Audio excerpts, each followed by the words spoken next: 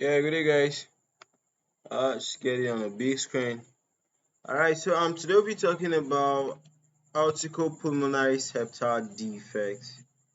All right, all the types of septal defects are actually associated with the aorticopulmonary septal. Okay, so the question is briefly discuss the aorticopulmonary septal defects. All right, and we said that the aorticopulmonary septal defects include we have the persistent truncus arteriosus. Before we discuss this, let's just have a summary from this image. All right.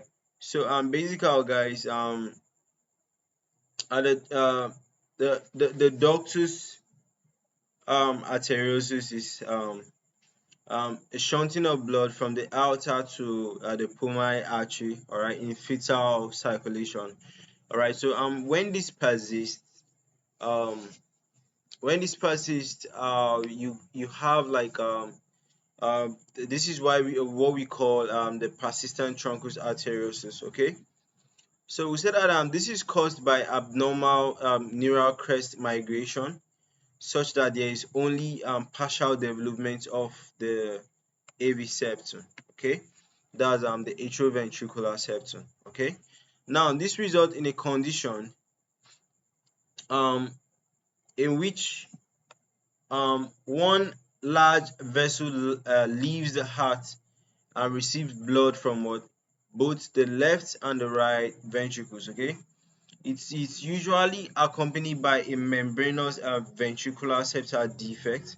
Okay, and it's associated with marked cyanosis, and it occurs in 0.8 per 10,000 births. Okay, so that's a rare stuff, right? That's a very rare stuff, right? So this is a patent ductus arteriosus. All right, I could see that in um in a grown-up heart there is still a shunting of blood from the aorta to the pulmonary artery. Okay, then how about the tetralogy of fallot?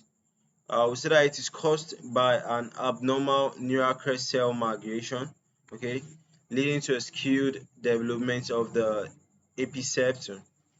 Okay, um, and also it results in a condition in which the pulmonary trunk attains a small diameter, while the aorta attains a large diameter. Don't worry, all these points we are building towards something, okay?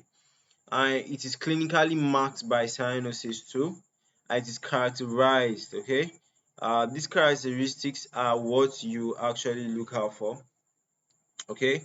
And this is the image for tetralogy of fallot. Okay, so when we pick out the points we come back, we pick out the points we come back, and the points are like four. All right, the points are like four, so we develop a memory aid for them.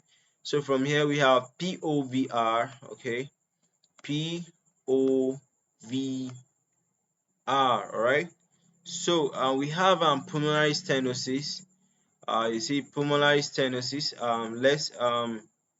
Or let's like define it.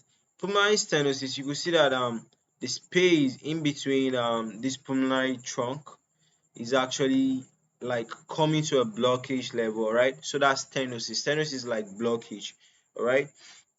Then we have overriding aorta. This is the overriding aorta, all right? This is the overriding aorta, and overriding aorta is like I think the space in your aorta, like the space in the aorta is too big. All right, I think the space is too big and the valves are like weak. Okay, so maybe blood pumped into the aorta can even flow back. All right, so then next we have ventricular septal defect. Okay, so you could see that in a normal heart, the space in between the ventricles is covered. Okay, why in a diseased heart, a heart that is down with tetralogy of fallot, the space in between the ventricles is like open. Okay, so oxygenated blood is like mixing up with all deoxygenated blood. Okay, so that's not good at all, guys. Then we have the right ventricular hypertrophy. your right ventricle will grow more than the usual. Okay, basically that's a hypertrophy we talk about.